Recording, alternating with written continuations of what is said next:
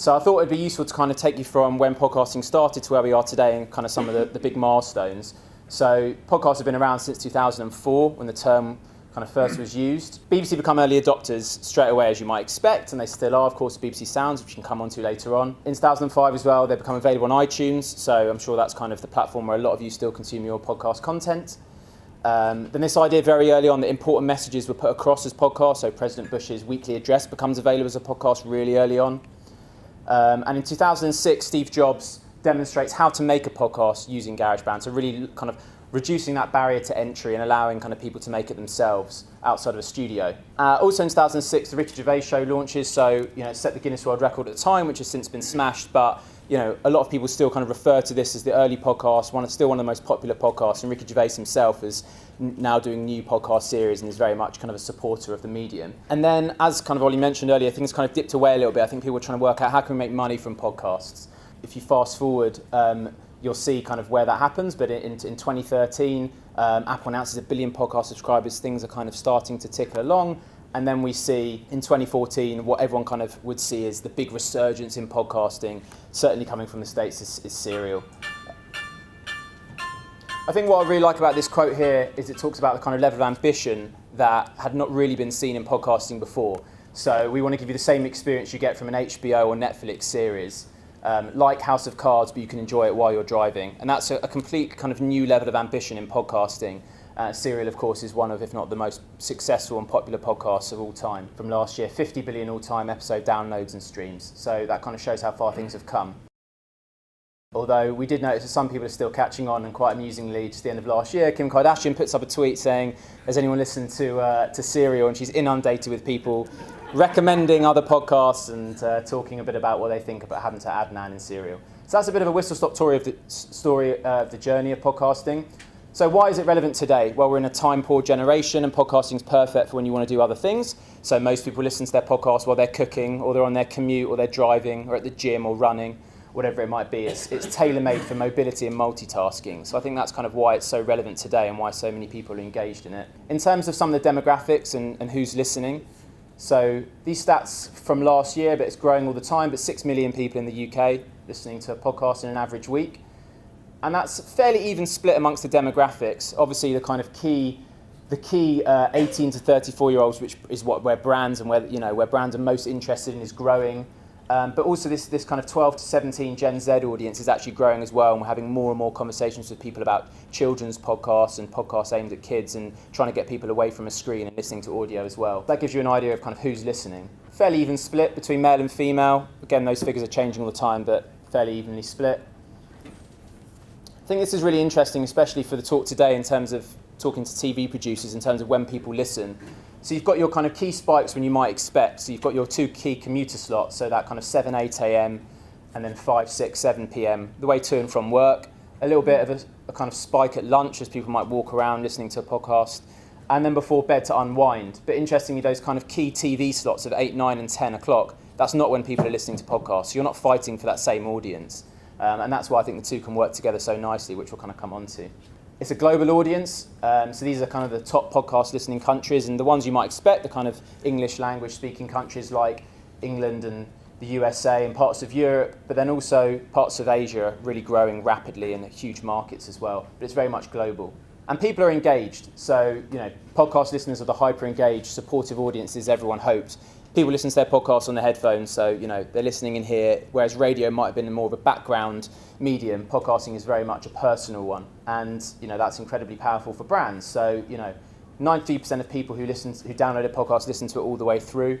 There's a level of dedication that you get. So again, if people know that a certain podcast drops on a Monday versus something that drops on a Tuesday, it'll form part of their routine, their daily commute. They like to know what's coming when, and they can kind of engage with it that way. And like I mentioned brands a couple of times, obviously we talk about monetization. If you look at brand awareness, I mean, that's a pretty mad stat, having worked in advertising myself and knowing how much people do everything possible to not engage with an ad, whether it's fast forwarding TV, as we all know, or print sales are down, or digital blockers.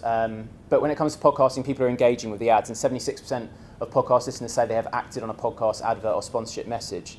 And you can kind of look at what that might be. So it could be visiting a website, it could be recommending it to a friend, it could be making a purchase. or something like that. So people are engaged, they're listening to the messages, and also people expect to hear a brand in a podcast, and people don't the stats are showing people don't tend to take their phone out and press the skip button for 15 seconds because it's kind of more hassle than it's worth. And often as well, the ads are delivered in such a way that they're kind of engaging. If you listen to people like Adam Buxton, who tend to kind of deliver the ad very much in the style of the podcast, it's a good listen, and so people don't mind hearing those messages. You also don't get double screening, so again, you wouldn't listen to a podcast whilst being on Twitter because you'd lose track straight away.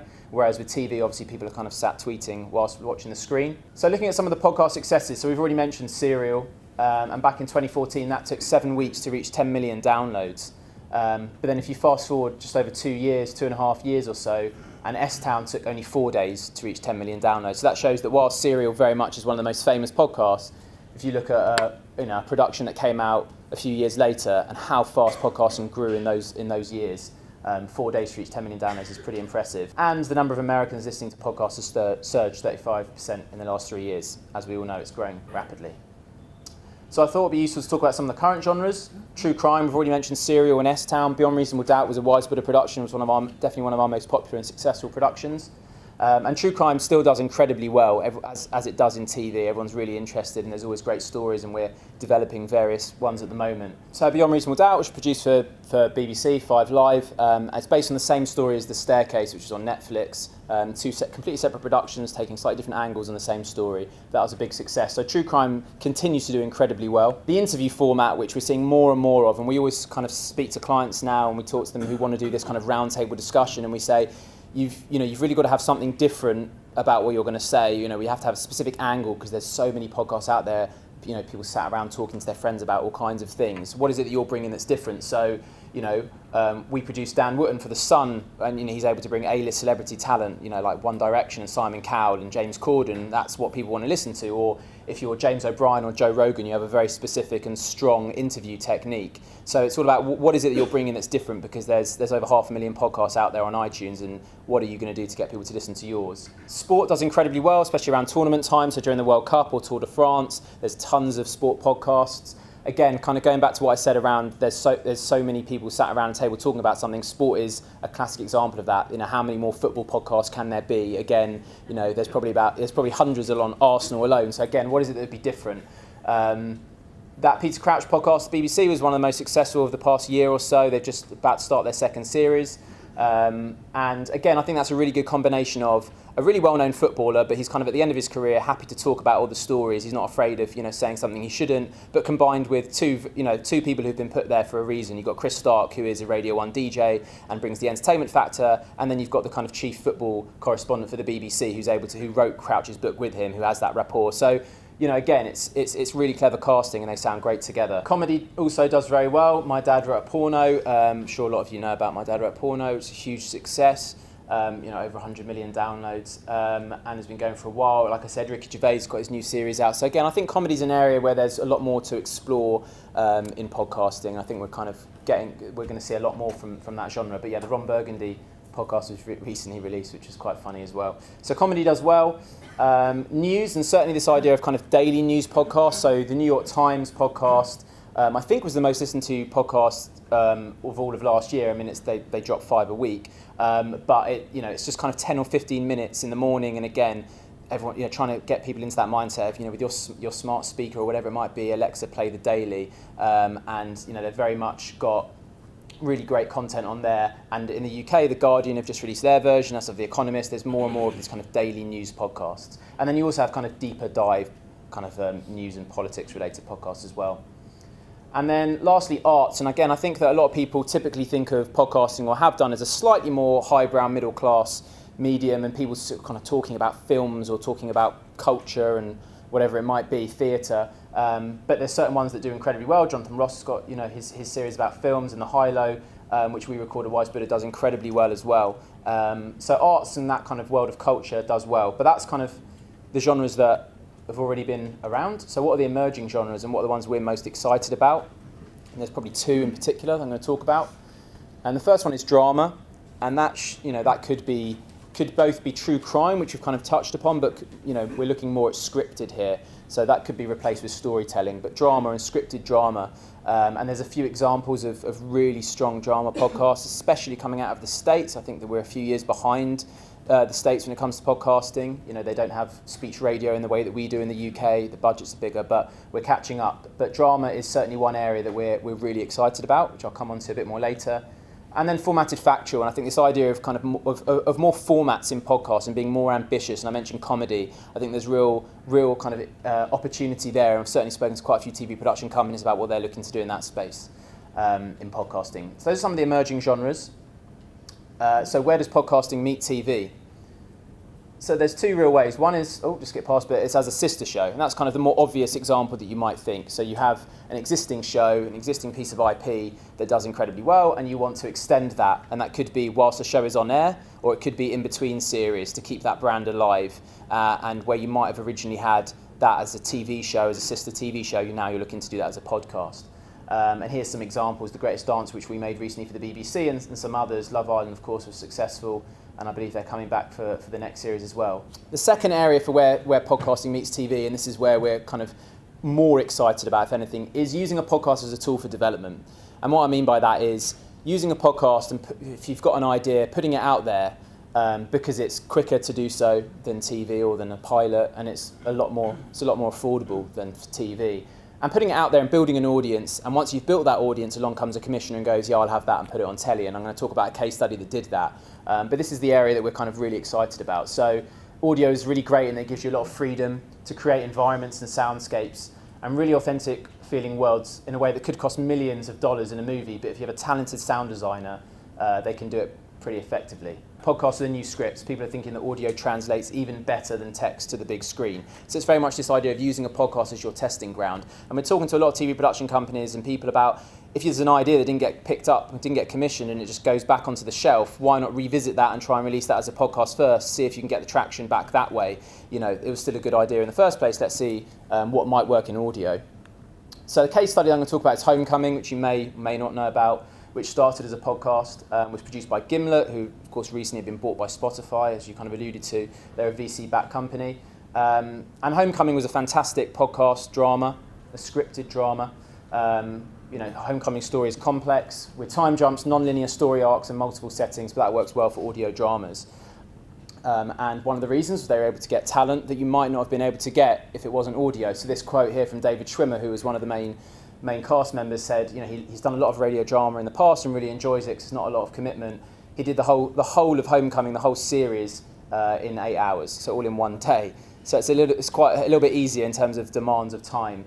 And generally, you can create an audio drama, a whole series of a podcast, of a scripted podcast series, for less than the price of 1 hour of TV drama. So it's that ability to get things done and turned around a lot quicker, which is really appealing.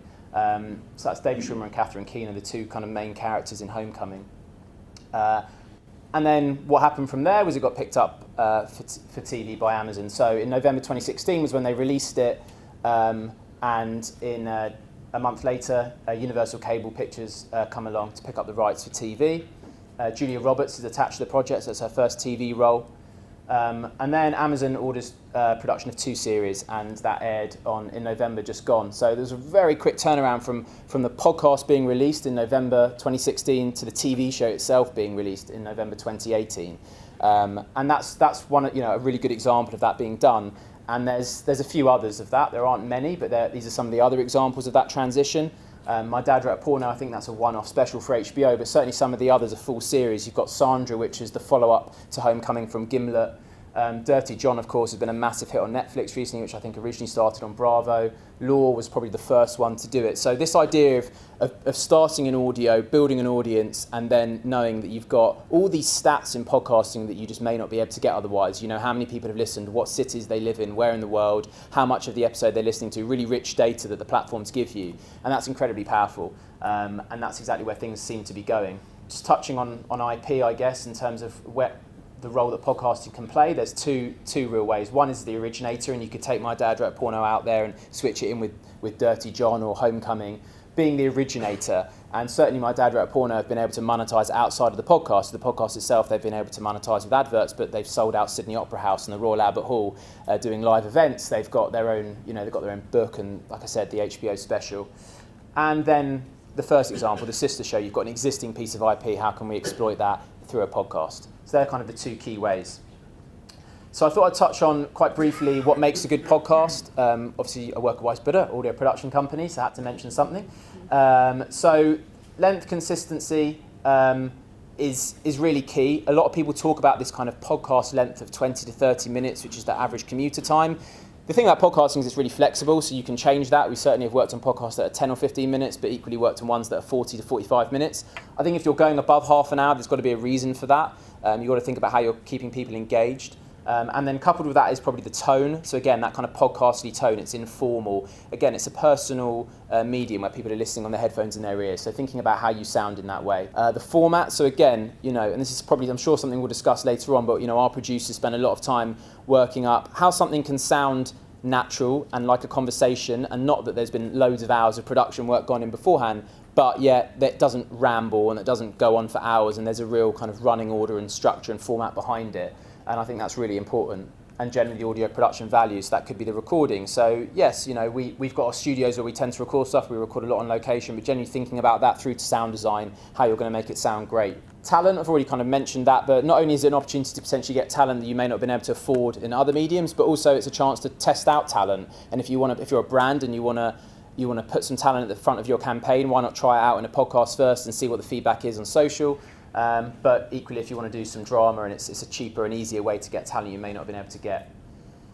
And then lastly, social media interaction, which I'll come on to briefly, but of course, a way to build an audience is by integrating your kind of content with social. So kind of going on from that, they're kind of some of the key important values, but looking at some of the 3 key tips. Create an eye-catching thumbnail image for the podcast. Might not sound that important, but most people find their podcast just by scrolling through iTunes, and you've got have to have something that stands out. If you're looking at the charts, what's the thumbnail that stands out? We spend quite a lot of time talking to people about that. Get set up on a podcast platform, which is really important. We work with all the kind of leading platforms. I'm going to mention them in a minute, but they do various things. But firstly, they'll distribute your podcast for you. So they'll make sure that you're on iTunes, Spotify, Google, wherever you need to be. They'll provide you all those stats that I mentioned earlier, and then they'll help you monetize it by dropping ads in. So every podcast that we work on, we work with a platform as well. And then also, promoting through your marketing channels. So whether that's it, you might be using, if you're a big company, you might be using your podcast as an internal comms for internal comms, but you might be wanting to build a big audience, and therefore, of course, putting it on social, on your blogs, encouraging other guests to post about it as well. Thumbnail image. So here's some examples of just some of the ones that we just grabbed that we thought were really good. Strong, that stand out. Slow burn, incredibly popular from Slate. The high-low we mentioned is not on there, but Dolly Alderton's follow-up is there. Love Stories, Private Parts of Jamie Lang.